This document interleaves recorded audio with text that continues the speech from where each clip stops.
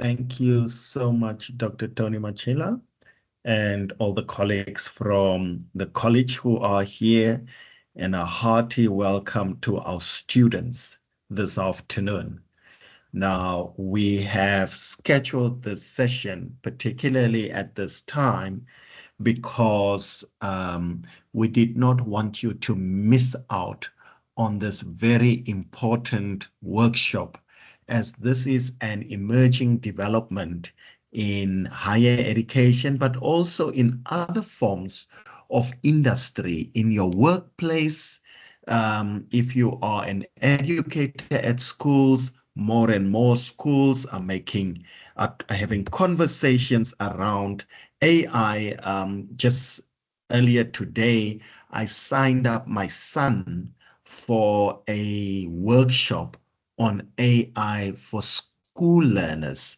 So AI has become quite a critical conversation within teaching and learning spaces. So therefore, it's important for us that you as scholars and students in our institution, UNISA, does not miss out on this opportunity. So I wish to welcome you.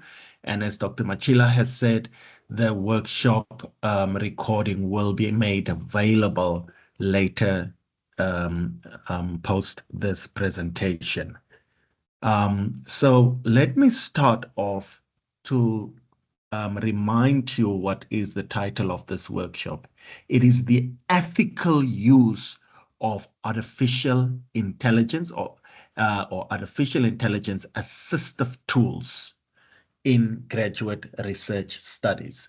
Now, we found it necessary that we have this conversation, as many of you have become familiar with these tools.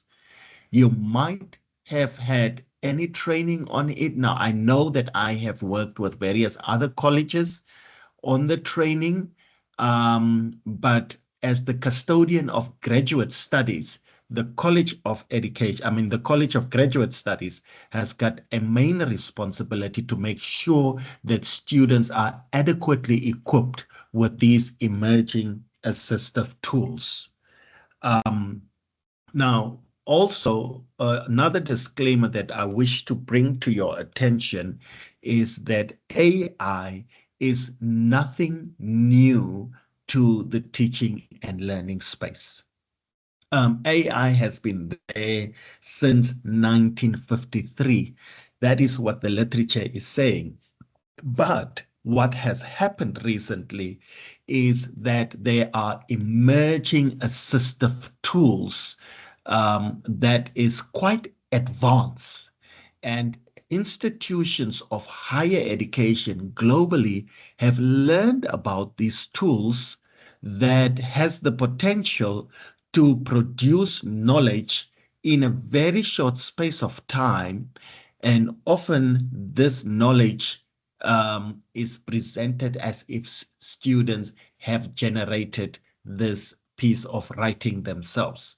Now, UNISA, as an institution of ethical educational development, wants to make sure that when you are engaging with these tools, that you use it in an ethical way. The university is in its process to finalize its policy around the ethical use of AI. Now, if the university has got a policy on the ethical use of AI, it means that UNISA says you can use AI, but you should use it responsibly. And that is what this conversation is all about. If I'm going to put a knife in the hands of a child, the risk is if that child does not know how to use this piece of equipment, that he or she will then injure themselves. And that is our role, to make sure that when you have this piece of equipment, assistive tools, that you use it in such a way that it will not create any harm to you, your learning, your progress, your development, and the reputation of the institution. So this is what it's all about. We are saying that you are allowed as long as you use it responsibly. And this conversation today is twofold. The first part is a talk around how do you use it responsibly. And then secondly, we're going to show you how to use it responsibly. We're going to demonstrate some of these tools to you that you might be familiar with or might not be familiar with, but it helps you. Now, back in the days, there were tools that you could use a screwdriver to drill a screw into the wall very manually. But now we've got drills, and these drills can drill a hole in a wall much faster.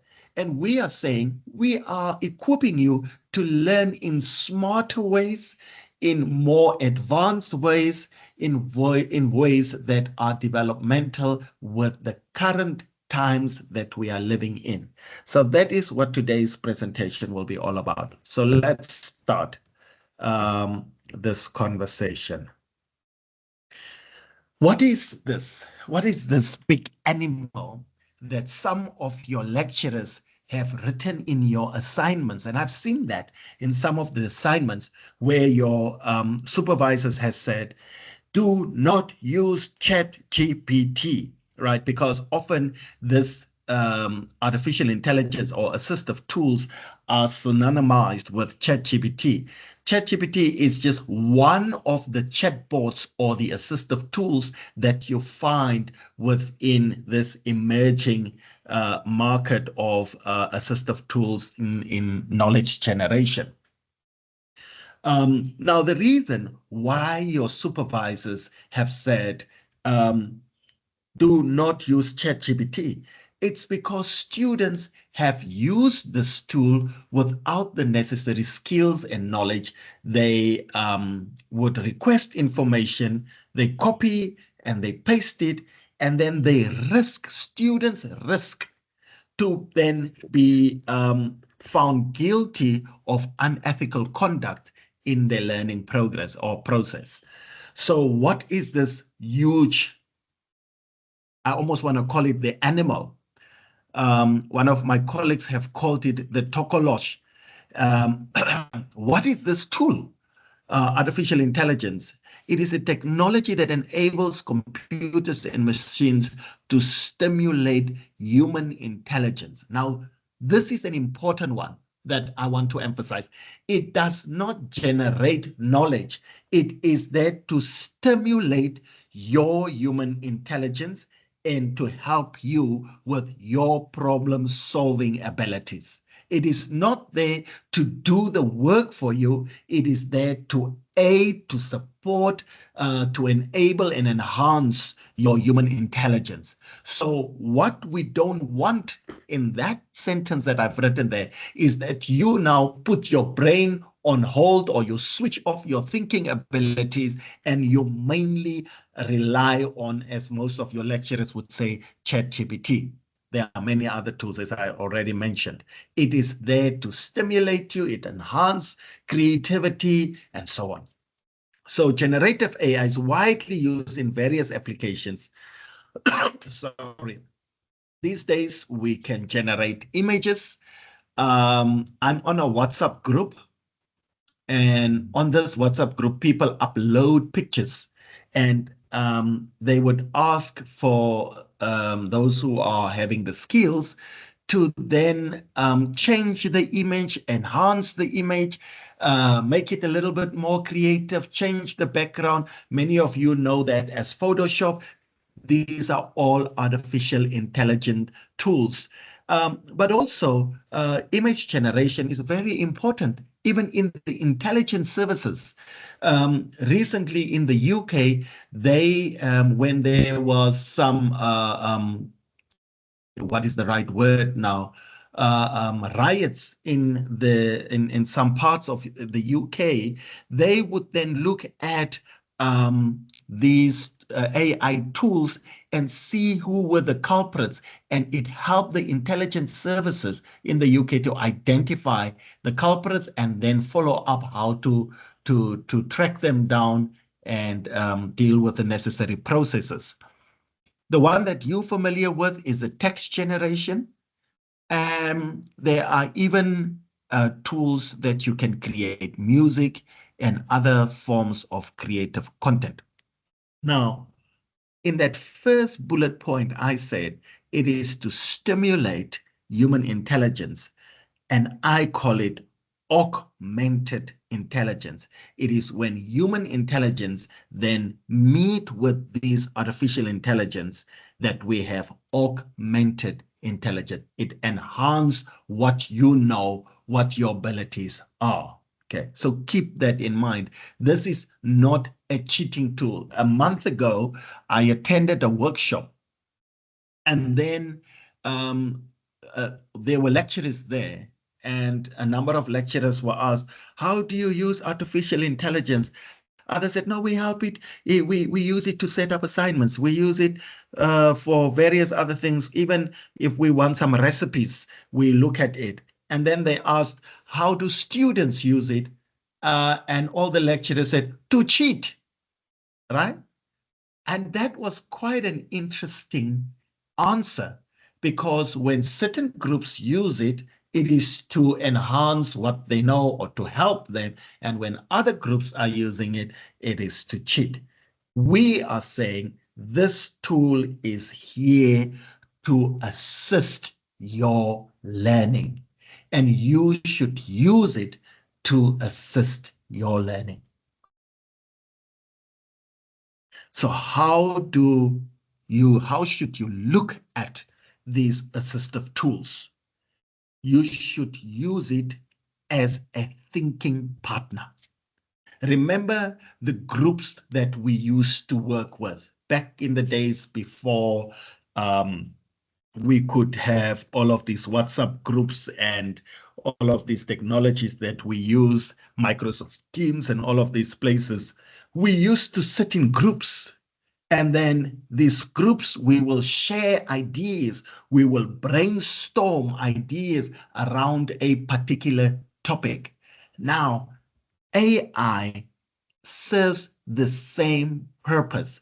It's not, and I'm going to repeat this over and over, it should not do your work. It should help you as a thinking partner. It's a tool that you ask questions to. It's a tool that you ask for clarity. It's a tool that should enable you to advance the level of your learning. It's a brainstorming tool, right? So it's your partner in learning. In as much as your textbooks, your reference books, your articles that were recommended by your lecturers, all of those are supportive tools. This is just another tool to help you in your learning. Now, if you think about it, you can't just extract a 2-3 paragraphs from an article, an online article, and just put it in your own assignment or paste it in your own assignment without acknowledging the source where it's coming from. The same with AI. When it helps you with information that is very relevant to your learning, you will have to acknowledge it. And there are ways in which you navigate around this piece of information that you found or that was generated in the case of the AI.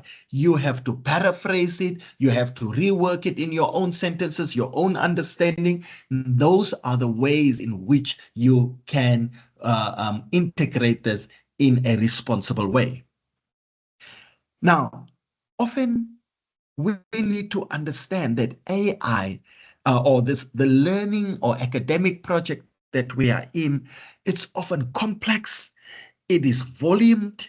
We try to make sense of it. It's in a language that we don't understand.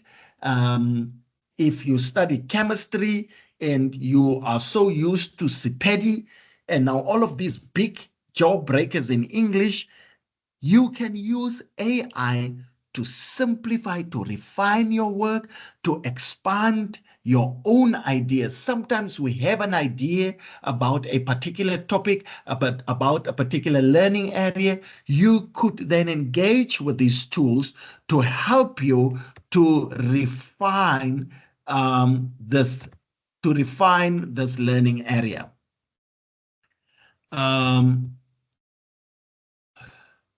Then relying on AI to generate content that you merely added. Now, that is not a good approach. You can't rely on it just to edit it. How does it stimulate your own thinking? How does it create critical thinking around your own topic, right? So do not just use it to generate the knowledge and you just edit it. You need to engage with this knowledge. Is it relevant to the context? Does it make sense to the topic that you are studying? Is it relevant to your focus area of your research? So you will have to question this knowledge that has been generated by these tools. So your relationship with these tools should be disclosed transparently in your methodology sections. You need to tell us, how have you used AI?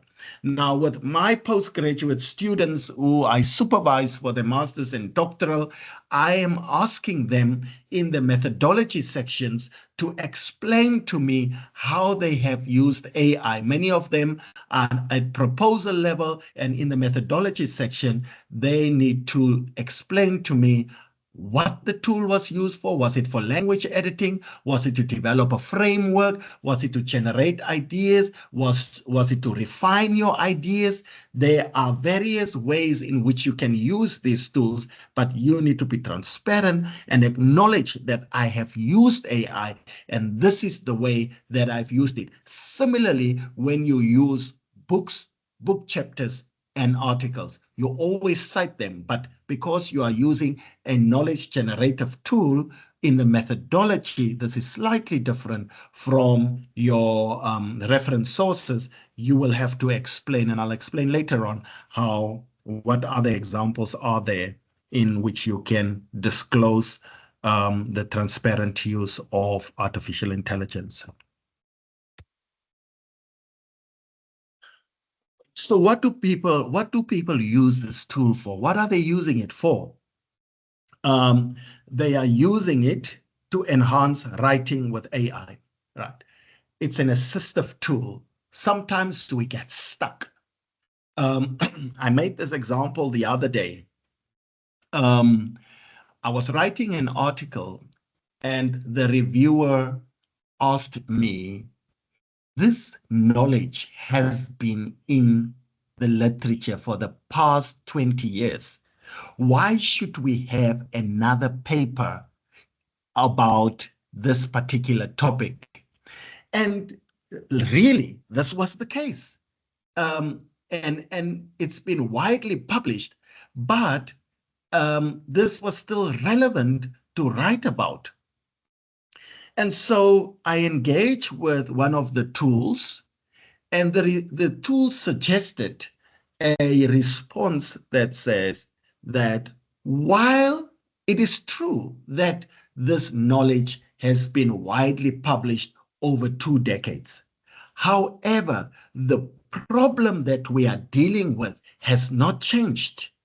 The crime, the violence, and the discrimination, it was a paper about transgender women. The crime, the violence, and discrimination that transgender women still are subjected to is real over these 2 decades. And there's very slow progress in changing those lived experiences. Therefore, you need to keep the conversation alive. And I was like, wow, that is true. We need to keep the conversation alive.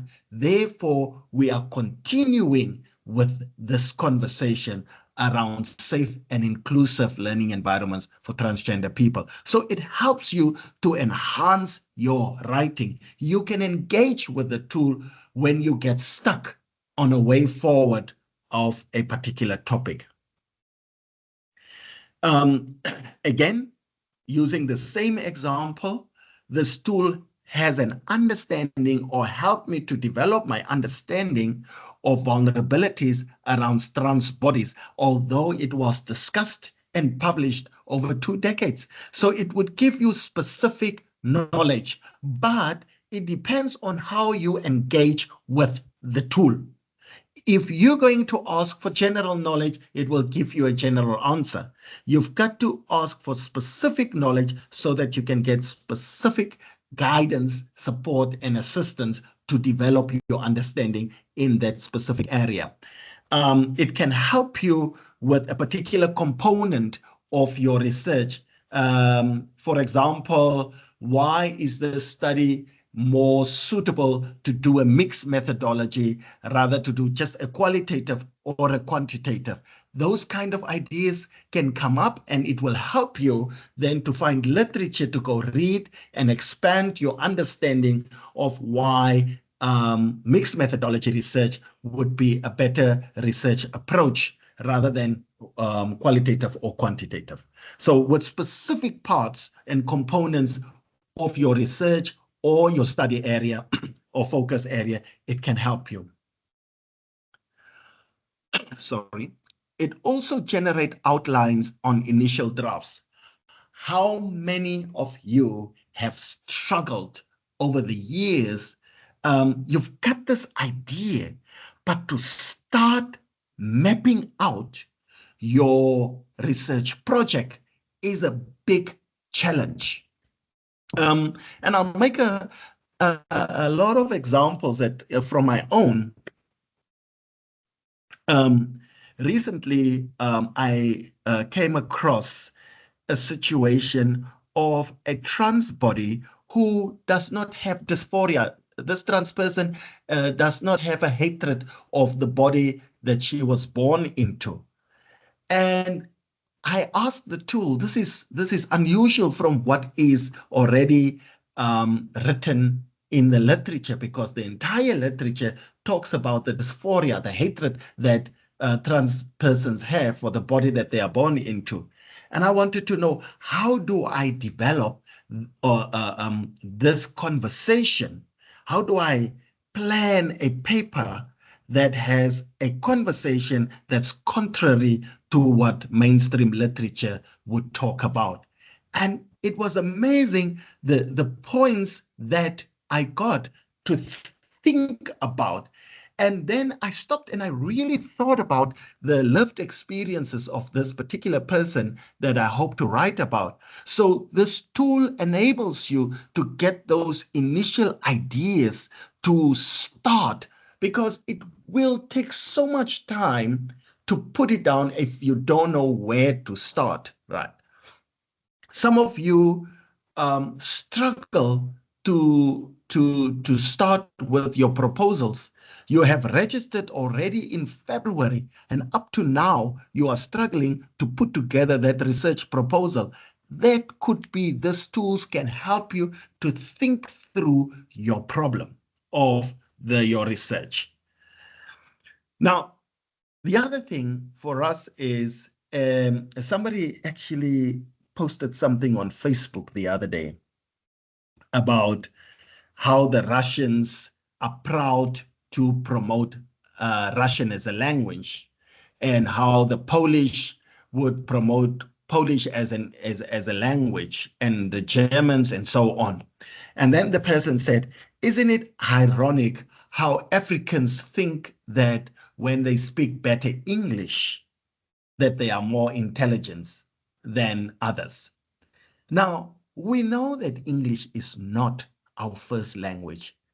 And for some of you across the continent and wherever you are studying from, English might be your second, your third, or your fourth language.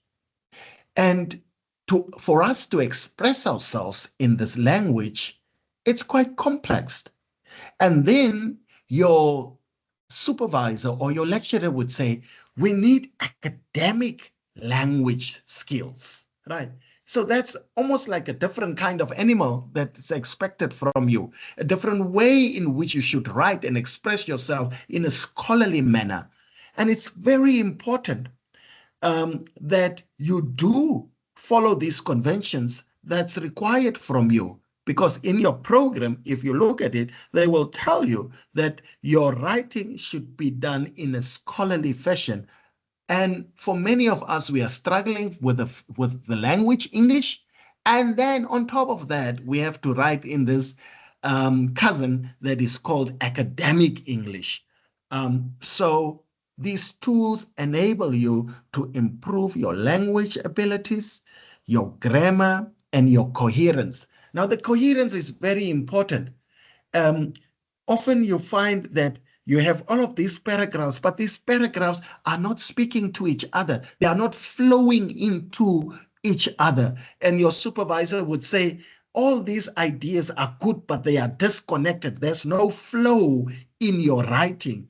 These tools enable you to develop that flow. You can upload your writing and request for ways in which you can develop this coherent, cohesive style of writing. Now, it's not for the tool just to write it, it's for you to learn how to write cohesively, coherently, and have that flow in your discussions.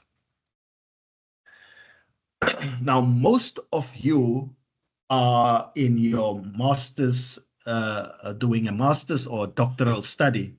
And I can guarantee you, your supervisor will tell you what is new. We know this. There's nothing new. We have learned about inclusive education since 1996 with Salamanca. And so what you are telling us, there's absolutely nothing new in this proposal of yours.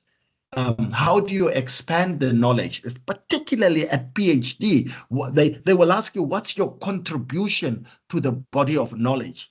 What do you add from what we already know? That's the novel ideas. Those are the new ideas that we are looking for as supervisors. And so these tools has the ability to help you to craft that novel idea, that unique idea, that idea that will expand on the existing knowledge.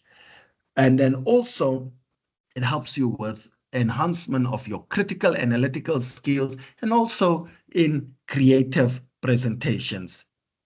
But most importantly, it stimulates your thinking. It helps you to think out of your tradition, out of your norm, out of the knowledge that you have known for the past 10 years. Some of you are coming back to graduate studies after 10, 15 years, 20 years. And now you have these tools to stimulate, to revive, renew your understanding, your knowledge of what exists in the body of knowledge and how it was developed over a period of time. And most importantly, it helps you to save time. Time in many ways. Your supervisor does not only supervise you, your supervisors does not only have the responsibility of postgraduate supervision, they have modules that they are teaching, they have other academic projects that they are engaging, and they might take some time to get back to you on time. But these tools are there to cut on some of the questions that you would have asked your supervisor. You can now ask these tools, and then once you get a response, you can get into a conversation with your supervisor that then fast track the development of that particular writing that you have. So it saves time. There is another tool that you can put on your phone or download on your phone. It's called Copilot. This is actually a chat bot that you can have conversations about a particular topic, ask questions, and it will respond to you just like a human being. And it's almost like a supervisor in front of you. So some of these questions that you would have asked your supervisor, you now can ask these tools, and then you can just ask more advanced questions and very specific questions to your supervisor. So how do we make sure that you maintain a scholarly agency? Agency means that development of your scholarship. It is important that you do not lose unique perspectives. Your growing of avocado pears in Limpopo, it's a very unique perspective. And those who are studying science and the weather and the climate and the soil, that's not my field. That's why you can hear it's a very clumsy example. You will have to explain that uniqueness of your geography, the climate, the issues that shape and influence the development and growing of avocado pears. What is unique about your study that AI cannot give to you? Right. It will give you some idea. It will give you general ideas, but it won't give you the unique perspectives of your field. And therefore, you've got to engage with what was generated by this tool, ensuring that it does not lose the unique perspectives. And you will have to ask critical questions, because sometimes these tools will make up their own understanding. I'll give you an example. I've written a paper on Ulaluko, the traditional circumcision, Ulaluko kwaXhosa. And in this paper, I had transgender women who went for the traditional circumcision in the Eastern Cape. And the experiences of these trans women were very positive. But the knowledge that the tool generated said that Ulaluko was a very negative experience. It forces people to conform to masculinity. There's discrimination, there's violence when they go up to the mountain. That was not the experience of my participants. And so you have to critically engage with the knowledge that was generated by this tool before you accept it into your writing, right? Engage with the tool critically. Ask deeper questions. Is it the case? Is this relevant to our culture? Does this make sense in my context, right? So ask those questions when you read through what was generated by AI. I already spoke about whether it's true value of your scholarly contributions. And then what's your contribution actually? What's your view on what was generated here? How do you make it your own? Never replace your intellectual agency. Bring your own knowledge, your own understanding, enrich it with your experiences, right? Your interpretation, your critical view. You are the primary architect of your research questions, your analytical framework, and your conclusions. Don't leave it to the tool. You should make sense of this development scholarly project that you have. So how do you then, in a transparent way, disclose this use? You will have to explain which AI tools were used. Now, in your methodology section, you have various parts. You have your research approach, you have your data collection tools, you have your sample and sampling and all of those sections.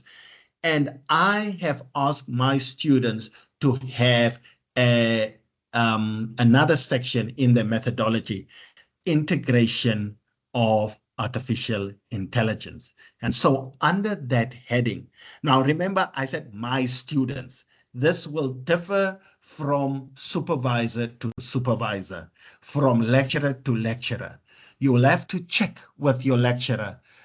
If I use AI, how do I acknowledge and disclose the use of AI? Now, because my main work is really to supervise postgraduate students, and because we're dealing with postgraduate students here, I propose that there is a heading for my students that says the integration of artificial intelligence in my proposal or in my thesis. And in there, you then explain which AI tools were used, how were they used, what were the prompts, and I'm going to talk about prompts in a few minutes. What were the instructions that you gave the tool? How were inputs verified? This is a very important one. You need to verify if this knowledge is relevant, it's accurate, it's befitting to the research project that you are doing. And how was it incorporated? So this is the level of transparency and disclosure that you then use for your own research project. I'm going to skip this one because next week we're going to have another workshop on how to do a literature review. And much of this knowledge will come through there. So indirectly, I'm inviting you to next week, Wednesday, where we will look at how to use AI in writing a literature review, assisting you to write a literature review. Now, I want to caution you. As you know, with all institutions, some of you are studying with UNISA for the first time. Others of you have done previous qualifications. But with whichever institution you have studied, you know that there is a tool that we call Turnitin, through which we then verify the authenticity of your work, okay? And that there's no plagiarism. So plagiarism and academic integrity is very important. Ensure that AI-generated content is properly cited. So you would say in your methodology that you have used this, or you could then find out from your supervisor how they will, how do they request that AI should be used or should be cited in the work that you produce to them. The university in the Turnitin tool has got a function to check whether texts were AI generated. The university allows 20% of your text to be AI generated.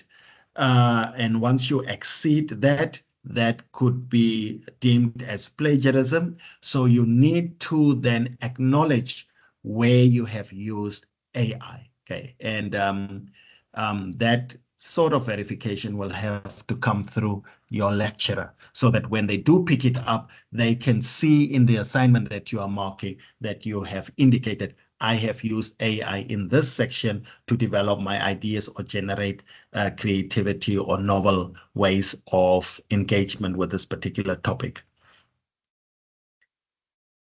Also very important, you have had an agreement with your participants that your data will only be viewed by yourself and your supervisor.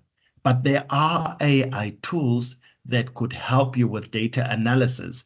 If you do not have an agreement with your participants that you will use an AI tool, then it's unethical to do so, because this data will be uploaded on this dark hole, and so many people will have access to this data. So first, check around the privacy agreements that you have with your participants, because there's some very sensitive data that some of you are collecting, and therefore you need to check whether you have permission to upload it into these tools that would aid you with analysis.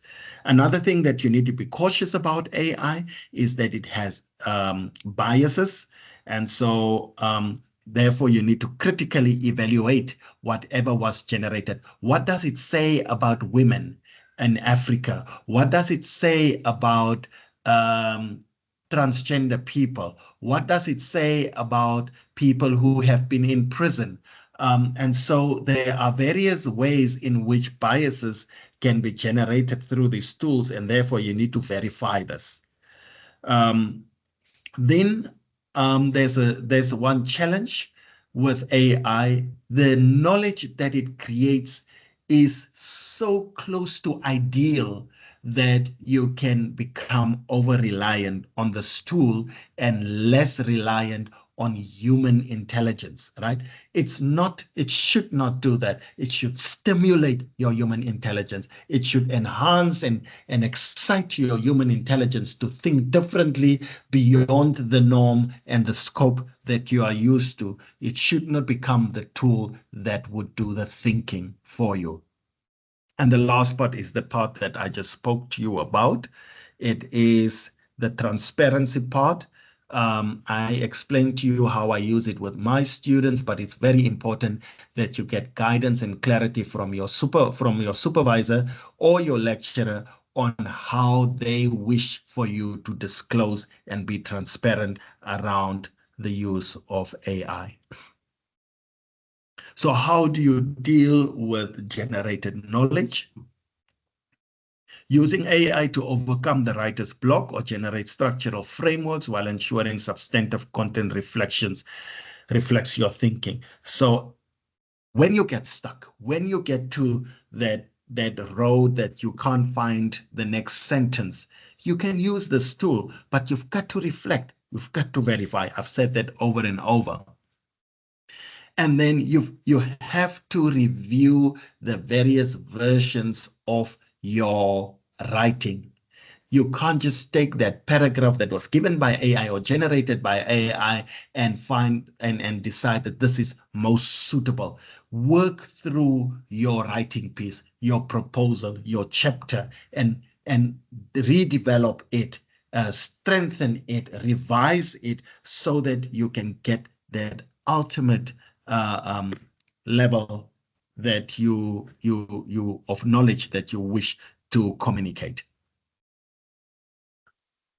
Very important is that the final voice and arguments authentically represent you.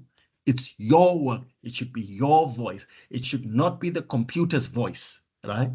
It should be your voice coming through. For our doctoral students, we are now moving into a new development practice whereby we call it the viva voce or the defense, and post the marking of your thesis, and we get those reports back before we validate your final results. You will come in for a defense of this thesis. Now, if you have relied fully on AI, would you be able to defend your thesis? You need to have the authoritative voice. You should have the final voice in your thesis. You should have confidence and the full understanding of what is captured in this thesis so that when you get to the defense of your thesis, you can then do it with pride and confidence. But if you fully rely on AI, when the day comes that you need to defend, you might get stuck. And if they find that you are not convincing, then there will be questions into whether this work is truly your work.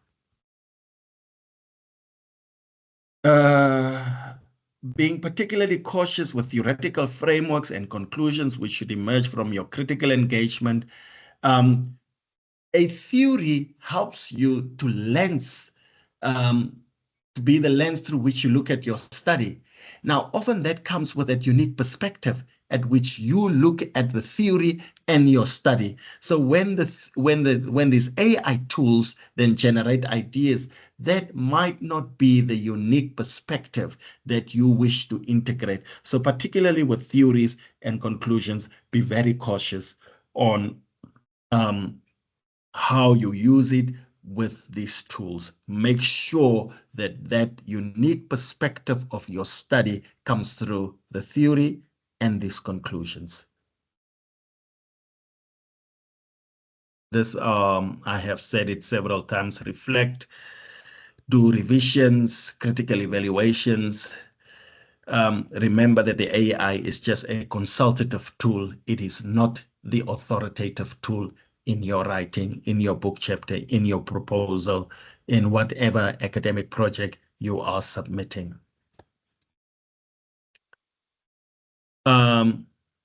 Don't just paraphrase. Use AI-generated text as a starting point. Don't use it as the ultimate submission. You start with it and then you engage, you bring in the human intelligence and advance the writing. It will give you the initial ideas, but the final voice should be yours. That critical engagement, your own view, that unique perspectives that you are bringing in. So don't use the text as the final voice that was generated by the tool. It should only be used as a starting point. Consider using AI to help paraphrase your own rough drafts rather than generating new ideas. Now, I always say to the students, example here, generate an outline. Start with your own brainstorming before you go to AI so that your human intelligence gets supported or assisted by the tool. It's still your ideas. It is just to expand your ideas. So, it should help you to rework, paraphrase, expand those ideas. Now, this is my last slide before I show you some practicals.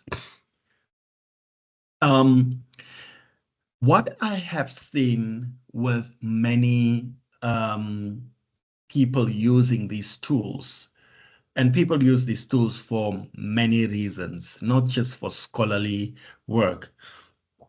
They will just type in a particular question.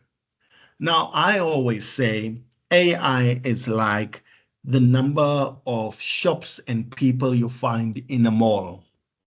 In a mall, you might find a shopping mall, you might find a chemist, and you might find traditional healers. You might find the auntie that has now is 75 years old, and you might just find any other person. And when you ask them, I've got this phlegm on my chest.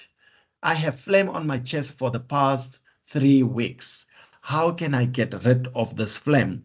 If you walk into the mall and ask anyone, they will give you all sorts of answers, some very generic answers.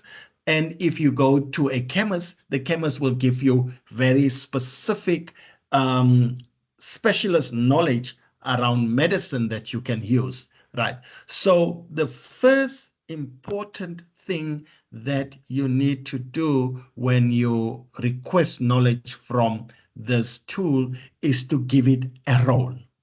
You open your curve brackets and you can see what the curve brackets are. You give it a role. You are a language editor. You put it in the curve brackets.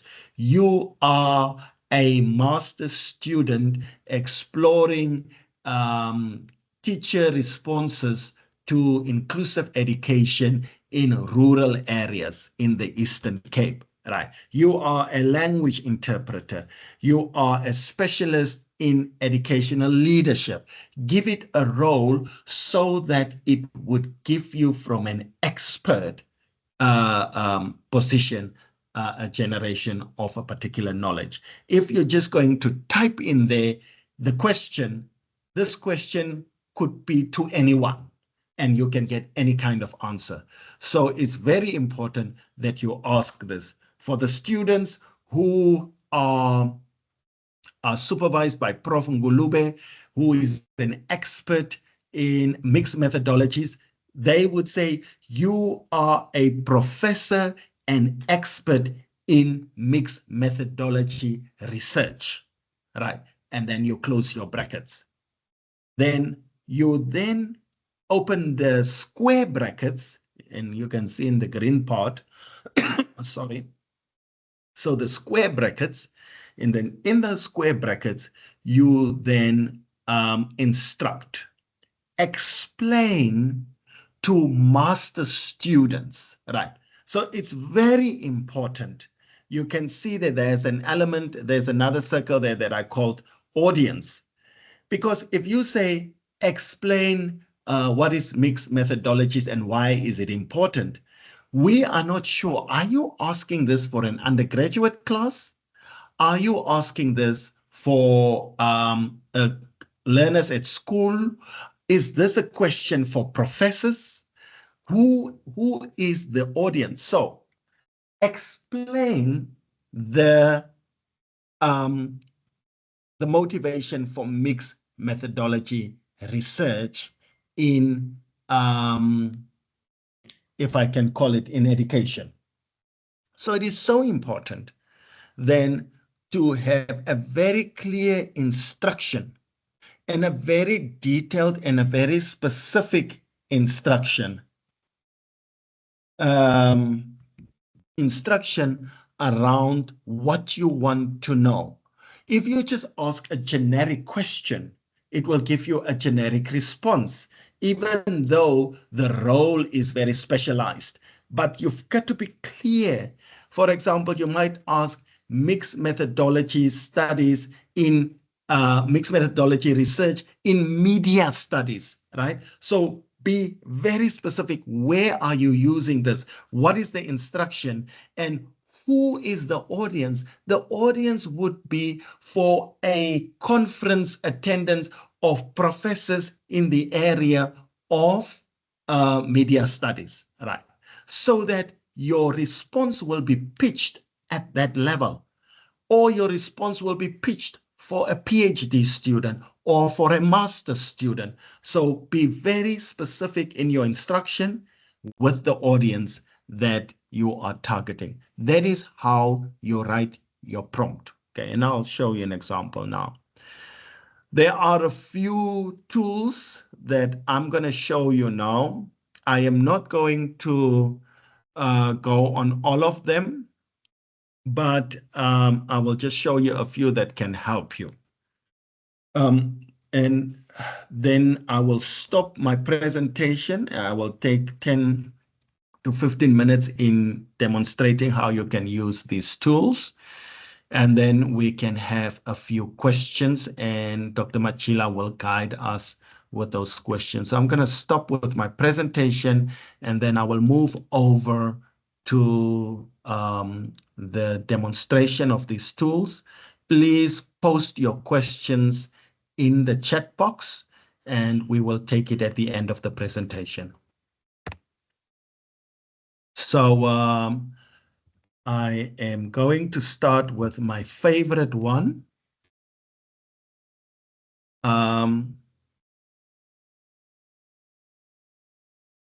I'll share my screen. Can I just have an indication if you can see the screen? Dr. Yes, T? It's visible, Prof. It's visible. Okay. Right. Now, the first tool is Chat PDF. I love this tool for the simple reason that I spoke to one of my colleagues who's also here. He said, for my students, you cannot write your proposal for your PhD if you have not read 30 articles. Now, that's a lot of articles. And I think there's a really good reason behind the reading of 30 articles. It gives you, it grounds you in that particular knowledge. It also gives you language. It gives you methodology. You just learn so much. But I'm also cognizant that many of you have other responsibilities. You have huge responsibilities at work.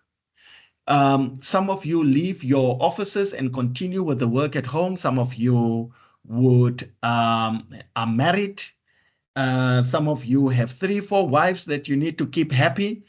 And so you've got huge responsibilities. And when are you going to read these 30 articles?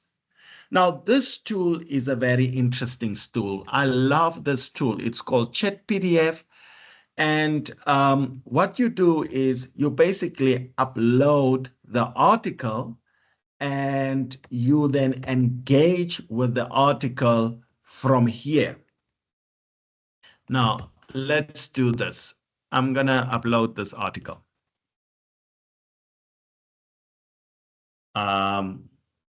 You know, these tools sometimes have, okay, there it is.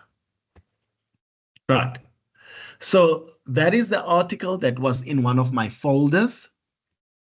And the title of the article is Hate Speech on Social Media, a study of users' perspectives. Right.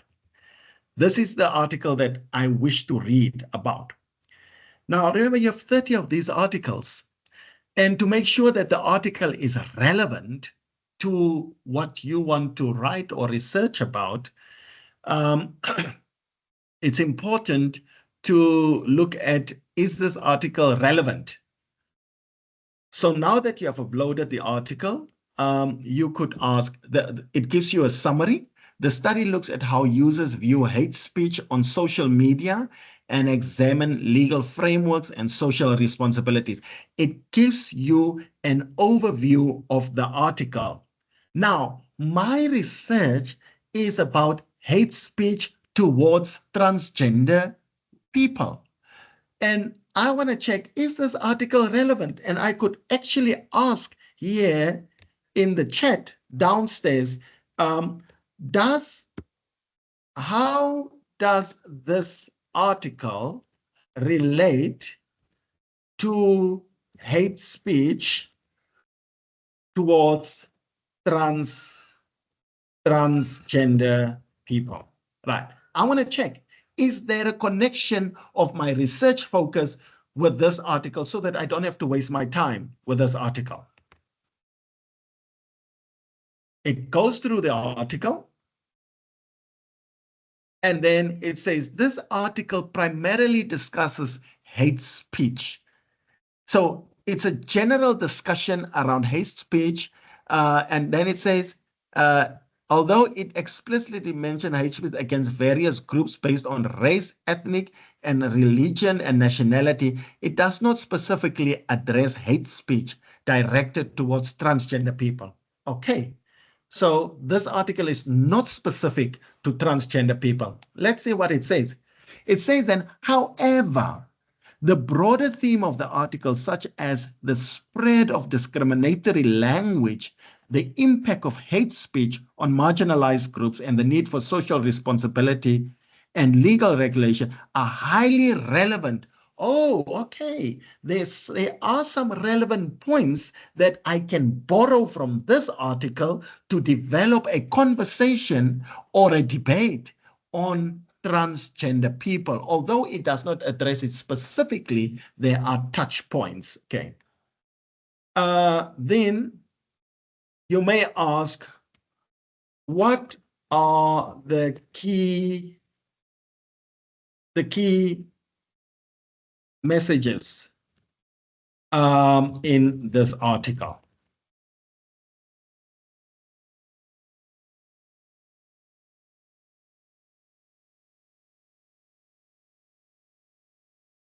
Right. Now, this is the interesting part of this tool. This is the part that I appreciate most about ChatPDF. It gives you, it gives you a summary around the key messages in the article.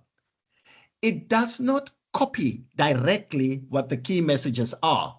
It summarizes in its own words. Now, what do you learn? You learn how to summarize messages from an article.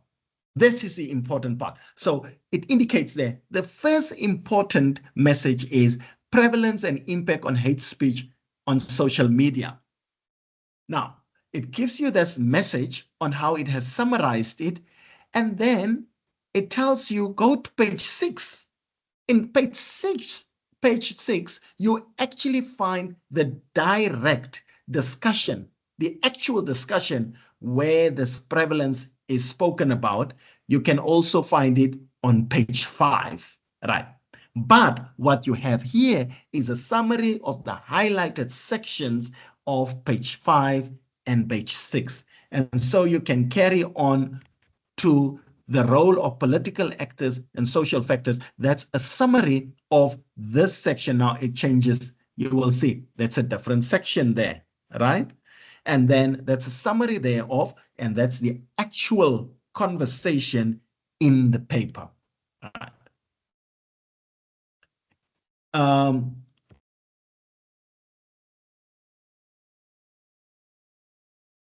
You could even ask,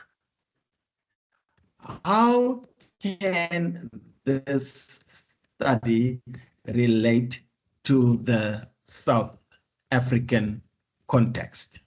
Right. Because one of the biggest challenges that students have is you lecture, and this was written somewhere in Spain, and they don't make the connection. They just say Brown 2024 found that blah, blah, blah, blah, blah. But in Spain, the context is very different. Now, you will have to make this connection to South Africa. Then the tool helps you to make this connection. South Africa has a high level of social media engagement, platforms like Twitter, blah, blah, blah. Now, it makes the summary and it says, go to page 9. This is where you can find some of the examples.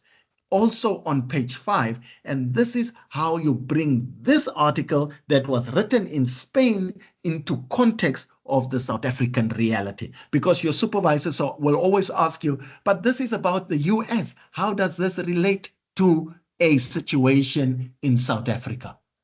Okay, so this is how this tool helps you to bring that connection. I absolutely appreciate this tool quite a lot. Another tool that I appreciate quite a lot, most of you may be using ChatGPT as a chatbot. Claude AI works very similarly to ChatGPT. But what I found with this tool is that it is more refined when it comes to academic writing. ChatGPT can really provide you good information, but Claude seems to be very academic in its production of the knowledge or presentation of the knowledge. Now, remember how you generate a prompt. I really don't think these tools are more advanced than the others. It's maybe just a preference at the end of the day. I honestly don't like ChatGPT because, I don't know, maybe because of my own biases, but I have become very comfortable with Claude AI. All of these names are in the presentation that I will share with Dr. Machila, and you will find the names there and you can play around with these tools. What is important about these tools is how you use them in your prompt generation. The prompt is the most important part in your in this AI usage. Remember, I said give it a role. You are a professor in gender and sexuality studies.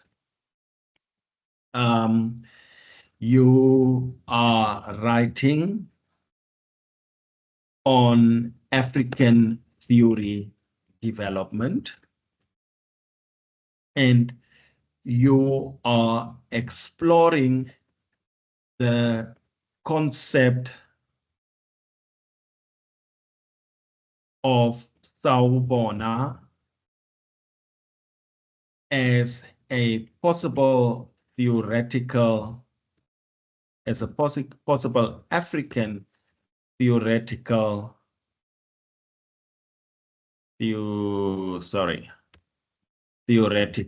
lens on how to create inclusive societies for diverse sexualities and gender identities. That is the role, okay? That is the role. You give the role as a professor in gender sexuality studies, very important in South Africa, because you can be anywhere, right? Then give it a bit of context. Secondly, now you give it instruction. How can the greeting, the isiZulu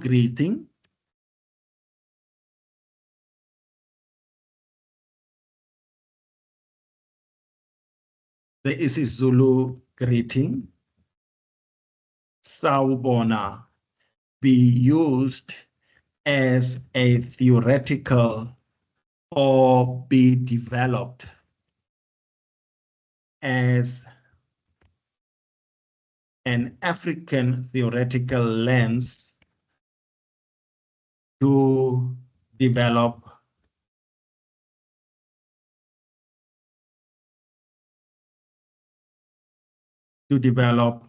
inclusive, enabling, and safe societies.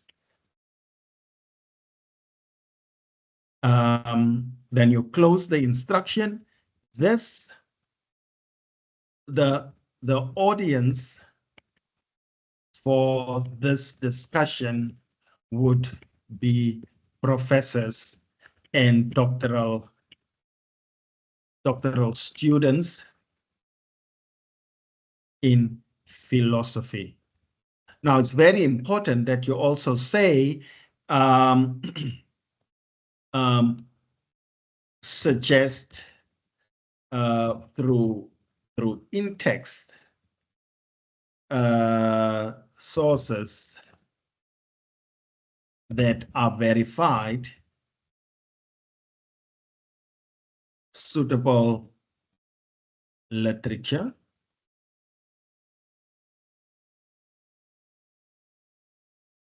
and the discussion should be 1,500 words long.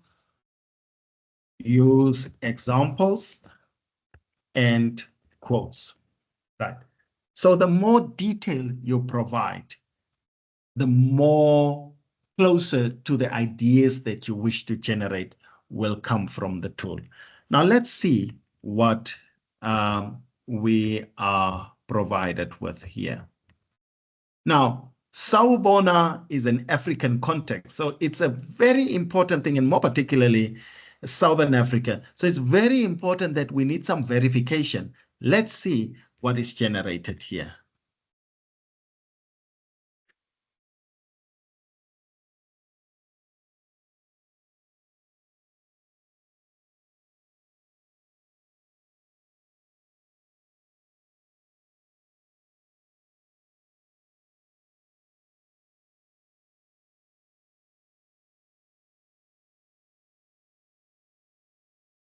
Very interestingly, that I want you to have a look.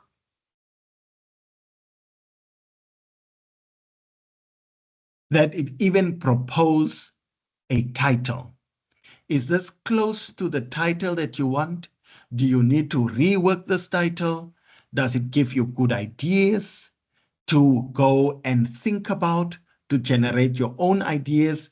I appreciate recognition is a keyword there.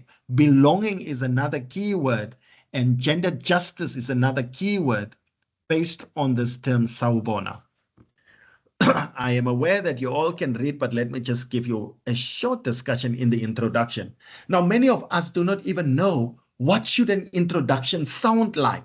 So not only do you get the content, but you also get the style of what an introduction should be like. The isiZulu greeting, sawubona, represents a profound philosophy that transcends its everyday use, offering a potential transformative theoretical framework for conceptualizing inclusive societies in contemporary Africa. Translated literally as I or we see you, sawubona encapsulates a relational ontology that, now look at the terminology. Remember I said that the audience is a professor. If I said that the audience would be a grade 12 class, the word ontology would probably not have been there, okay? So you can see it pitched the content for the audience. So it encapsulates a relational ontology that recognizes the fundamental interconnectedness of human existence with acknowledging unique dignity, worth, and personhood of each individual. More than mere politeness, it carries the importance of recognizing the worth and dignity of each person, communicating that I see the whole of you, your experiences, your passions, your pain, your strength, your weaknesses, and your future. You are valuable to me.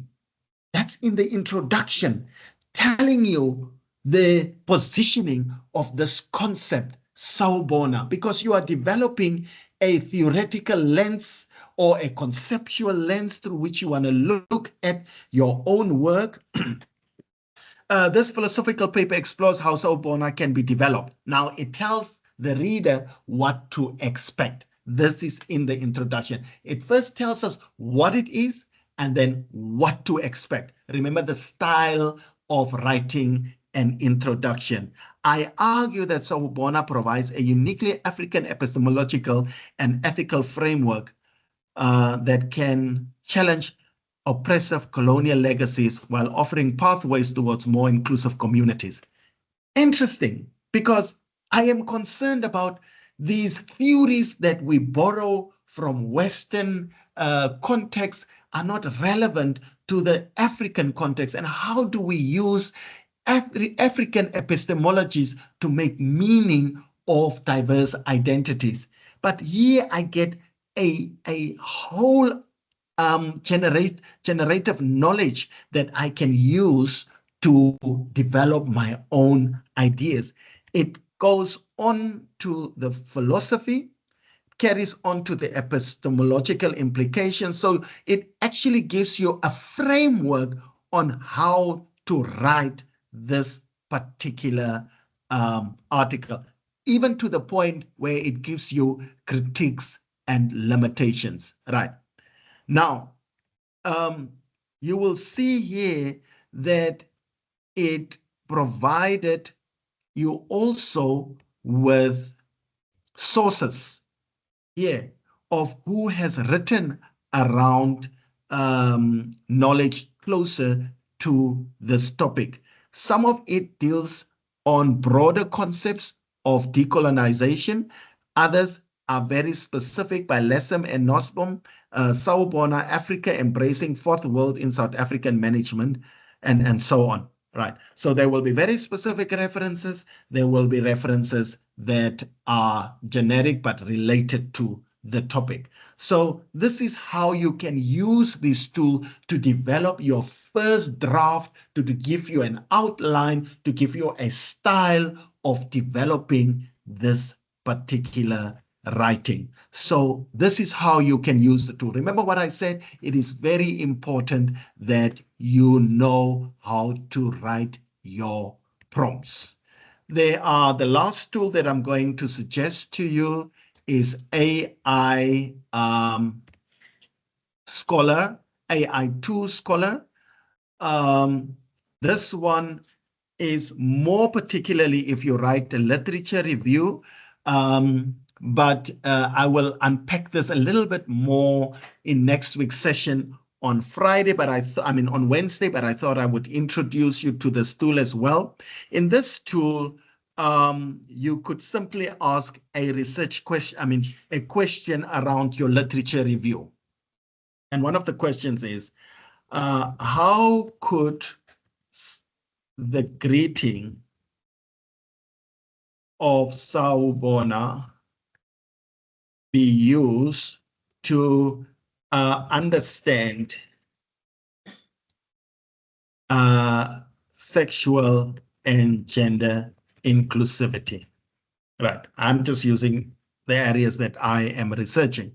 So you want to write a literature discussion around this, but you've got a question that you need to present in this literature discussion. So you could basically just type it in there. What I appreciate about this tool is it will search through all the databases that exist on the World Wide Web. And then it will look for literature that is most relevant, and then bring that, thank you, and then bring that into the discussion. So unlike Claude and ChatGPT and Poe and all these others that hallucinate your sources sometimes these ChatGPT and Claude would just generate their own mail, or they will make up their own sources. In the case of AI too, it only works with existing sources that has been published on the World Wide Web, and it retrieves those sources. So you need to give it a bit of time. It takes about 3 minutes before it gives you a generated text. Remember, this is not your answer. This is to help you to develop your own writing. And through this tool, you also identify very relevant sources. Now, remember what I said, the relevant sources? It gives you an introduction of ideas. Again, very interesting. Similar to Claude, Sawubona is a greeting originating from African traditions that go beyond conventional Western salutations in both meaning and philosophical significance. Literally translated as "we see you," this greeting represents more than a casual acknowledgement. It embodies a profound recognition of another person's existence and humanity. Someone who has written about it is Ramose. Ramose 2024 has written about this concept, right? So that's the introduction. Now, it also then develops a conversation around, because remember the question I've asked, it takes these keywords and develop a framework for your discussion. So Sawubona as a recognition and inclusion. So it identified Kirby et al. 2021. Now, what is very great about this tool is it always looks for the most recent publications. It directs you to the recent publications. So Greetings Sawubona embodies a fundamental principle of recognition and inclusion that extends beyond conventional salutation. And so it goes on, the epistemic demolition of the socially constructed invisibility and audibility of marginalized individuals. And so it gives you ideas that you can expand. It also gives you another heading, African perspectives versus Western perspectives of gender and sexuality. So it gives you a framework that you can develop your own writing.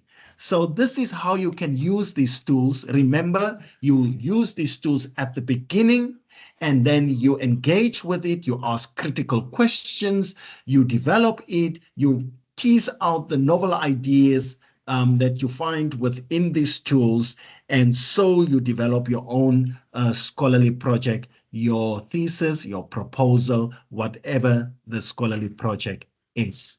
Dr. T, I'm going to actually, before we stop, let me stop sharing this.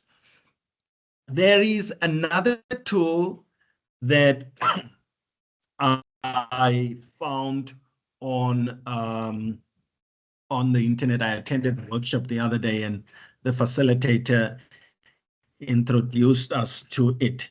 It is called Copilot. It is called Copilot. Now, you have to download it, use your private email. With all these tools, I recommend that you use private emails. And with this one, this is almost like an engagement with a person.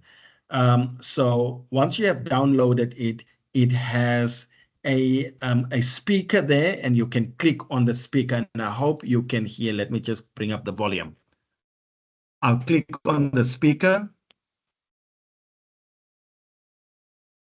Hi, I am writing a paper on the concept Sawubona. I hope to develop it as some sort of a theoretical framework to look at inclusivity of people of diverse sexuality identities in the African context, because most of the theories are Western, and I hope to develop something that is relevant in the South African context. How do you think I could use this concept sawubona in this theoretical lens? So,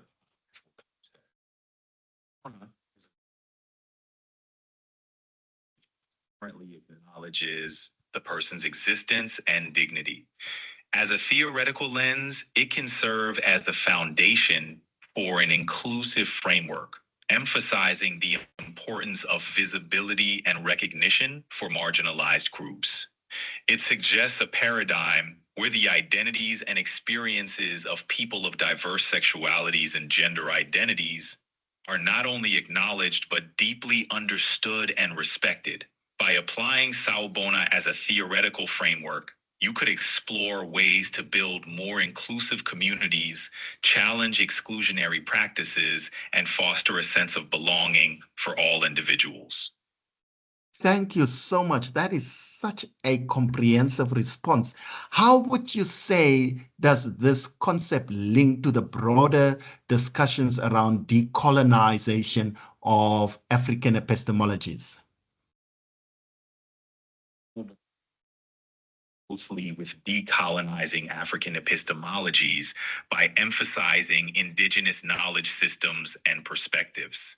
By prioritizing the concept of seeing and valuing each individual, it stands in contrast to the often alienating and homogenizing tendencies of Western-centric frameworks. This approach encourages a move away from Eurocentric narratives and towards a reclamation and celebration of African identities, knowledge, and worldviews. It also promotes a more holistic and inclusive understanding of humanity, countering the colonial legacy of marginalizing African voices and experiences. Wow, that is really, really interesting. I appreciate that so much. Thank you so much for that response. Glad you found it helpful. Sounds like you're working on something truly meaningful. Anything else I can dive into with you today? Nah, thank you. I'm covered. Best of luck with your. Thank you so much. You take care of yourself. Bye. So this is how Copilot is working. It's actually a person on the other side, and you can engage and ask different kinds of questions around your scholarly project, your research project, whatever it is that you are engaging with. Dr. T, let me stop here and let's see what those questions are. Thank you so much.